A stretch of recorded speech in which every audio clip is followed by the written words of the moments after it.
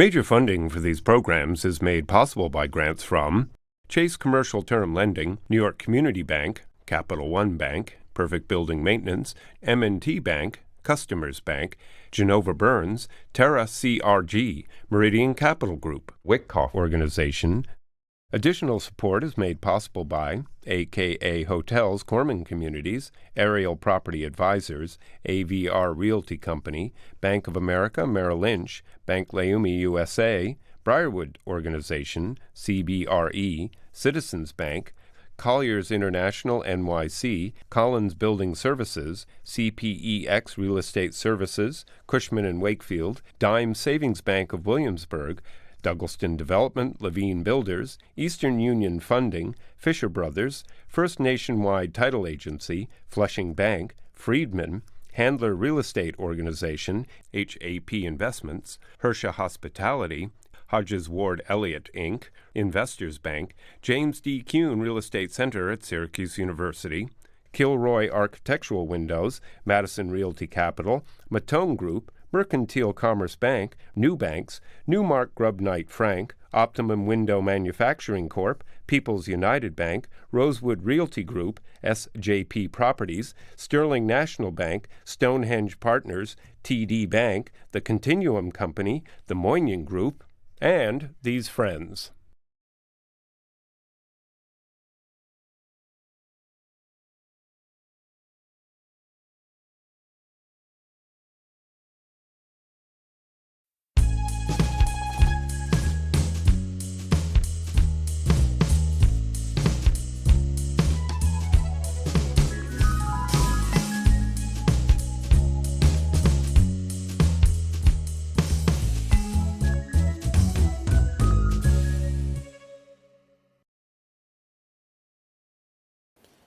Brooklyn, New York. Catholic school. Nah, I'm going to go to Utrecht. Now, I don't want to go to college. I'm going to get a job at this bank called Hamilton Federal. Maybe it's time for college. But I got to go at night. Then I got to try to figure out what I'm going to do. I got a job over here, but maybe I'll go to this company, FSI. Maybe I'll go to work for the Federal Home Loan. And what happens? A sleepy little bank, a little thrift in New Jersey.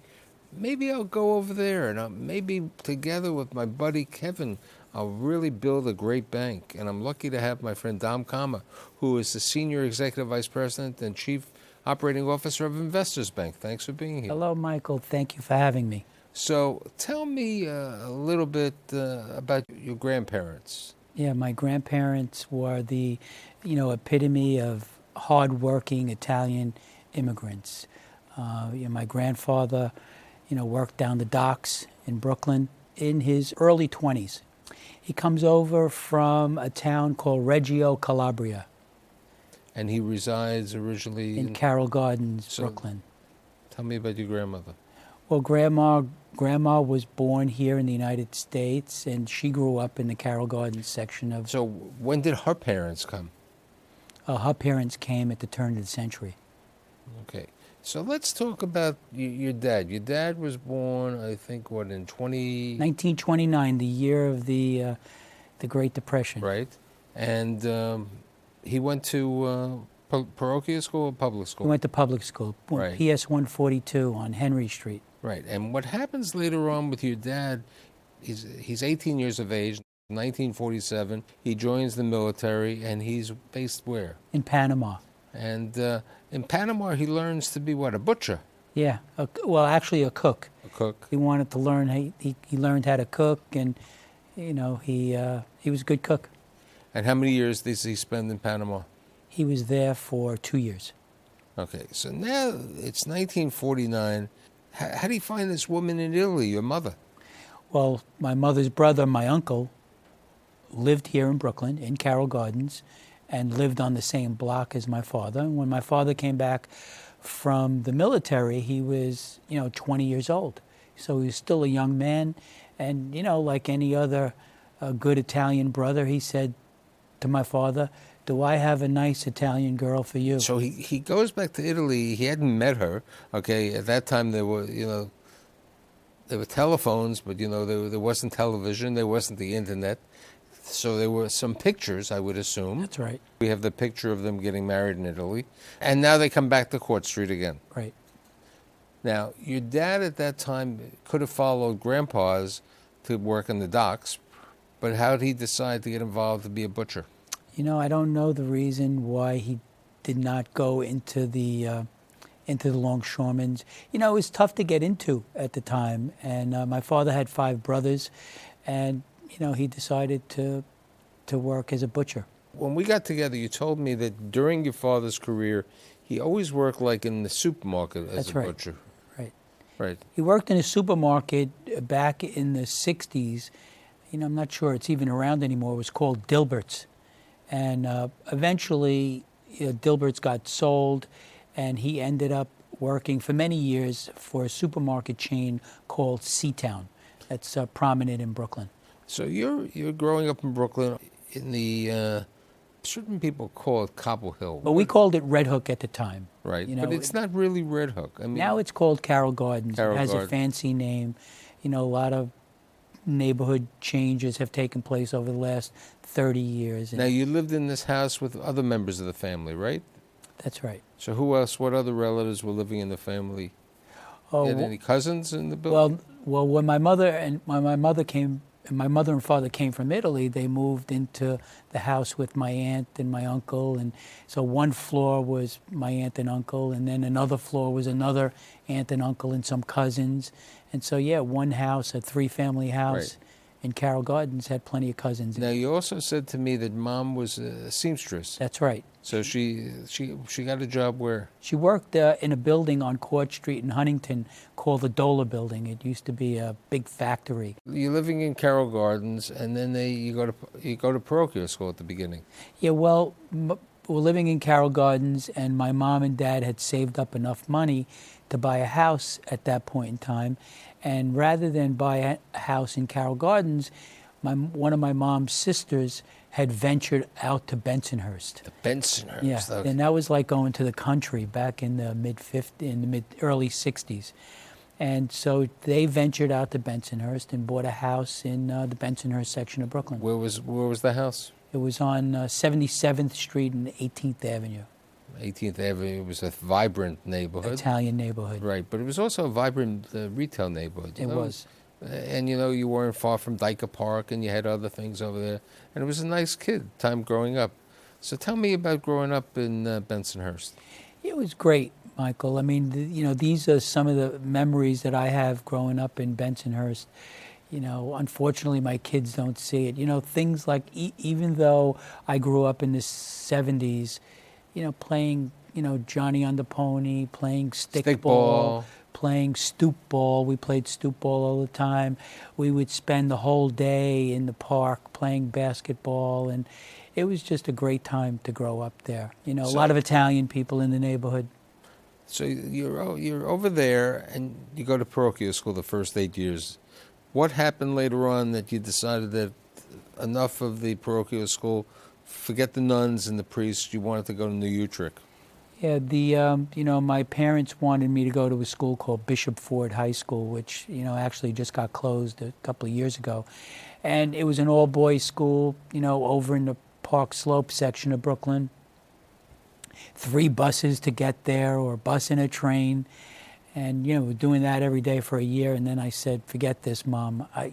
New Utrecht is a few blocks away. I'd rather walk to school. But this was the time that we were talking. This was the time of Saturday Night Fever, That's right. Welcome Back, Kotter was filmed in New Utrecht High School, actually. So it was Welcome Back, Kotter with Mr. Kotter, and it was also John Travolta, and Saturday Night Rollerama.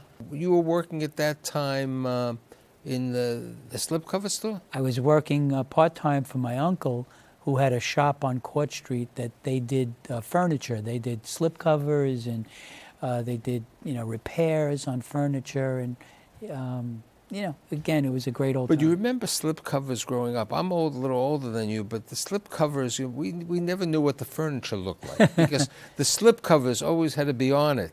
We had or plastic slip Or the covers. plastic slip That's covers. what we had. Which during the summer, you would Sweat. the sweat over there on the plastic slip covers. because you had to make sure that the furniture, which you never sat on, now had the plastic slip covers, right? Yeah, it was, it was a major theme in every Italian household to have that And every Jewish furniture, house. have that furniture with the slip covers. And like you said, watch TV and sweat to death in the summertime. So the Uncle store is the first job. When is the encoder? The encoder is right after. Right, the so you Uncle get a store. job at J.P. Morgan. J.P. Morgan, 15 Broad Street. 15 Broad Street as an encoder. What was an encoder? What? Well, back then, when banks received checks, you had to take the checks, look at the amount on the check, and key in the amount, and then the machine would spray the amount of the check Okay. in ink. It was called magnetic ink character record. So this was also when you were at Utrecht? Yes. Okay. So you're there, and now you said to me you really didn't, maybe it was the Welcome Back Kotter, it was the Saturday Night Live. You didn't want to go to school, right? That's right. So you decide to get a job at this little thrift, Hamilton Federal? Hamilton Federal Savings and Loan in Bay Ridge, Brooklyn. So this is when you graduated. I graduated in 1974 from the Utrecht High School. I had gotten a job before that at Hamilton Federal working part-time. And when I graduated, I didn't want to go to college, as you said, and I asked the people at Hamilton Federal, could I work here full-time as a teller? And you were lucky because you had a high enough lottery number so you didn't have to go into the military. That's right. So you start as a teller. I mean, this was a small little bank operation. They had 3 branches. They had one over there, and then they had one on the Court Street, and then one on Avenue U. Avenue U, not far from our favorite Spumoni Gardens. Spumoni Gardens, yep. Which was growing up item. And you start as a teller. Next, what happens after that? I started, moving up in the bank. They moved me to the new accounts desk. Then they promoted me to be the assistant manager. Then they taught me how to make mortgage loans and home improvement loans, and slowly but surely. So at that time, you realized that you wanted to have more of a career in a bank, but Hamilton Federal was a thrift. Well, I knew that I was doing well at the bank, and I also knew that in this field, if I wanted to progress some more, I needed finally to bite the bullet and go to college. So you're 26 at this time, and then you... I'd just gotten married. Right, and you enter the ABA? The American Institute of Banking. Banking. AIB. And where is that? That's physically located It's on Broadway, 225 Broadway, the old Woolworth building. And I enrolled in a 36-credit course that enabled me to learn more about banking. And then those credits were transferable to Pace University. So when did you decide that you want to go to Pace? I was 30 years old. My first daughter, my oldest daughter, Nicole, had been born already. And I enrolled at Pace in 1986. So you're working at Hamilton Federal and going to school at night. I think you said to me you were taking like 9 credits and That's so right. on. And then when do you decide that it's time to leave Hamilton Federal? Right around that time, I said that, I needed to get away from the small thrift, and I moved over to a computer company that provided services to thrifts. Now, this was FSI. This was FSI. And at FSI, what were you doing over there initially? I was managing their customer service department. So I was acting as the liaison between the bankers and the computer people. Because now, was this the entire banking world, or was it geared to the thrift world? we're geared more towards thrifts at that time. It was important for them to have someone who could translate what bankers really wanted. Right, the hands-on to the experience, programming. because you were there, you lived that operation. That's right. So you stay at FSI for a couple of years, right? And then you decide, is it this by the time you got your degree, or is it before? No, I had not gotten my degree yet. Right, so then what happens after you were at FSI? After 2.5 years, I got a job at the Federal Home Loan Bank in New York. Now, in between, when we got together, you mentioned Dollar Dry Dock? Yeah, just for a brief period of my career. So when was that? Was that between FSI Between FSI and Home Loan.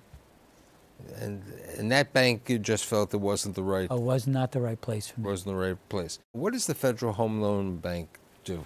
Well, at the time when I first started at the Home Loan Bank in 1988, they provide services to their member banks, and they also acted as the regulatory agency at that point. They were the primary regulator for thrifts. In 1989, there was, after the savings and loan crisis, there was a law enacted called FARIA, which basically took the regulatory aspect or responsibilities of the Home Loan Bank and moved them to a government agency called OTS. And then the Home Loan Bank banking division remained as the Federal Home Loan Bank, and that's where I worked. Again, providing services to clients. The Home Loan Bank wanted my experience of having worked in a bank to be able to help sell some of the products that the Home Loan Bank offered. And the Home Loan Bank even sold money. Yes. They made loans to the. That's right. That's right. The Home Loan Bank provides wholesale funding to many banks today, but at the time it was primarily geared towards thrifts, and we provided these loans called advances, and they're a wonderful use of liquidity today for many banks. Now, today, most commercial banks are members of the Home Loan Bank system, as well as thrifts and insurance companies. So you're at the Home Loan, and at this time you finish PACE. Finished PACE in Right, 1990. and we have a picture of you and Mom when you graduated from PACE. And we also had that interesting picture of you when you were 26, you know, when you had that passport photo, right? Yep, I was getting ready to go to Italy. So you finish PACE, and you're at the Home Loan, and then you decide to go back to FSI? Well, the Home Loan Bank sold its division that I worked in to a company called Systematics, which I didn't like. And so I went back to FSI for 2 more years. And when you were at FSI, you went back also for your master's, which you got from PACE. Actually, I started after, well, I spent some time at FSI 2 years, then went back to Home Loan. So you went back to Home Loan. When I went back to Home Loan is when I started my master's. And what were you doing? What different things were you doing at the Home Loan? At the second time, I was actually more involved in selling the bank's advances or their loans. I was helping banks understand how to manage interest rate risk. I was helping them understand how to sell mortgages into the secondary markets, providing cash management services. And meeting many, many bankers. That's right. Okay. During this time, we were talking that you, at one time, the Federal Home Loan Bank was in the World Trade Center. That's right. And fortunately, you were at Newark Airport I was flying in a plane on 9/11, headed out to Colorado. and the plane. And the plane had already hit one World Trade Center. We, fortunately, at the time, were at 7 World Trade Center. And, my plane was detained in Youngstown, Ohio. And we didn't know what was going on, why they had taken us down. And when I landed, they told us that the World Trade Center had been hit. So here we are. It's 2003. You're thinking it's time for a change. What happened? Well, Michael, throughout my career, I always knew that at some point in my career, I would have liked to go back into the banking business. But given the experience that I had obtained over the years, that I could go back in a senior position. And so back in 2003, I got a call from a man named Bob Cashel. Bob was on the board of a bank called Investors Savings Bank, and the president of the bank had died suddenly of a heart attack. Well, the board decided to make Bob Cashel the new president. Bob was 60 years old at the time and called me and asked me if I would be interested in joining Investors with him. He was there already, but he needed to build a team because, again, he was 60 years old and wasn't going to stay there forever. And so I went there, interviewed with them, and they offered me the job of Chief Financial Officer. And relatively simultaneously, let's say within 4 weeks, your good friend who you probably met when he was a partner at Pete Marwick, Kevin Cummings, also goes to the bank. That's right. Kevin left the accounting business, left KPMG, and joined Investors as the chief operating officer. So now they have the two young Turks. You have the guys who have good street knowledge, okay? Kevin used to do the audits for most of these banks, including prior to joining Investors, he was on the Deutsche Bank Bankers Trust acquisition, which Right. was a major time, and he was never on the road. And here's Dominic. So what was Investors in 2003? It was a large thrift, but really a sleepy home thrift. Yeah, we used to call it a bond fund, a hedge fund for bonds. Basically, they really didn't do much over to Investors. They used to buy bonds most days, and they used to fund them with Now, how Federal many Home Loan Bank advances. branches, or did they have it about at that They time? had about 40 branches at the time. And when I got to the bank in 2003, they were about $5.5 billion in assets, but about $4.5 billion was in securities, in bonds. Right, and they really didn't make loans except for home loans, correct? They made no loans. $785 million in loans on the balance sheet when I got there. And how many people were at the bank at this time? It was probably, about 240, 250. And at that time you were basically near the Short Hills area? We were in Millburn, New Jersey, near the Short Hills Mall. And I want to talk about the growth, because the growth is really important, and it's very important because you and Kevin have been partners, and as we would say, not in crime, but partners in truly in the evolution over here. Today, it's over $21 billion. That's right. In assets. So what comes next? Okay, you have a bank.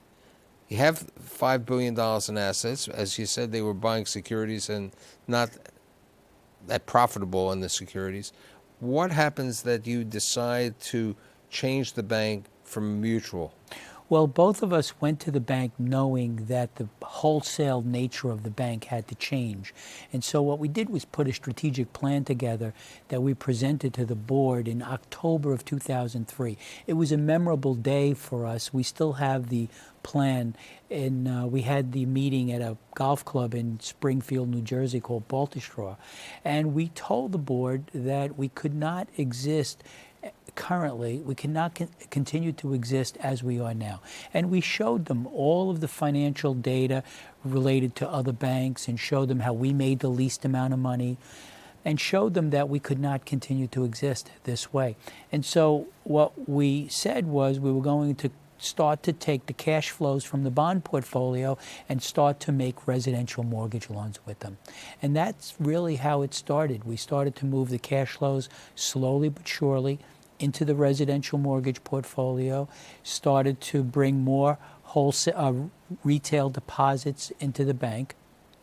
And at that point, we still hadn't decided to go into commercial lending. We knew we wanted to go into commercial lending, but chose not to because we didn't have the expertise at the time. And in 2004, late 2004, there was a bank called First Savings Bank of Perth Amboy that was sold to Provident Bank in Jersey City. And they had a good young lender there named Rich Spangler, who I knew from my home loan bank days. And we enticed Rich to come over to help start the commercial lending business. So you start with the commercial lending business, and when do you do the first step of? In October of 2005, we did a mutual holding company conversion in which we raised about $500 million in new equity. Okay, and then Rich, you, and Kevin really start lending into the commercial market. You That's start right. with real estate. Well, we didn't start right away because if you go back to 2005 and 6, the market was really starting to get to its peak. And we had made one misstep. We had done a lot of construction loans at that time. Fortunately, the construction loans stopped when we realized that the market had tanked, and that was in 2007. And so, I often say that the good thing about when we started construction lending, it was 2005. The bad thing about when we started construction lending, it was 2005. The bad thing, obviously, we lent at the peak of the market. The good thing was, by the time that we found out in 2007, We only had put about 400 million. You hadn't done too much business. That's right. Then the second step was when? Second step was in May of 2014. But in between, we recognized that there was a real lapse in the multifamily space here in New York. Despite New York Community Bank and Dime Community Bank being historically in that business, there was one player who was in that business who was sold, and that was a bank called Independence Bank. A guy named Joe Morgano and Charlie Ham and Alan Fishman. And when they were sold to Sovereign, they were in a little bit of flux, and Sovereign didn't know whether it wanted to be in the multifamily business or not. You know, me being a Brooklyn resident, we always knew, and I always knew, that multifamily should have a good spot on the bank's balance sheet. So let's talk a little bit about family. You met Wendy when? Met Wendy in 2003. And Wendy who's been on my other show, is the managing partner of the New York and the New Jersey office for Crowe Horwath. Crowe Horwath and Company. Which is what, one of the largest? It's the 8th largest accounting firm in the country. Right, and let's talk about the kids and tell me what they're doing. Sure. Pictures. Nicole, she's working for a jewelry company who's based in Vienna, Austria, doing website design for a company called Anna, which sells women's jewelry. Then there's Michael, Michael is working for Investors Bank. He's training right now with Mark Noto, who you know. He's training to be a business lending officer. Victoria is just finishing her master's in psychology at St. John's University, and she's currently interning in the Great Neck school system. So have you gone to Vienna recently? I have been to Vienna. It's a beautiful place. So do you think she'll move back? She'll move back. The assignment is temporary. She'll be there for about a year. You know, we were talking about boys from Brooklyn. You said to me, you still go back to Brooklyn all the time. Every week. And what do you? It's important. I have to get my hair cut in Brooklyn. You know, my barber is still alive, 82 years old. He still has a steady hand, so it's important to do that. And then you said to me, you pick up your meats? I pick up my meats from Faiko's Pork Store on 11th Avenue, and then I buy my fruit on 75th Street. And then you go to Carroll Gardens also? Then I go to Carroll Gardens to have a couple of beers with the boys. Okay, and we have a picture of you and the boys. So it's a nice story, you know, the kid who started in the thrift, who could have been, you know, working at Rollerama for the rest of his life, to reach such a great level, and I'm happy you were here today to be here. Well, thank you, Michael. I appreciate the opportunity. Great.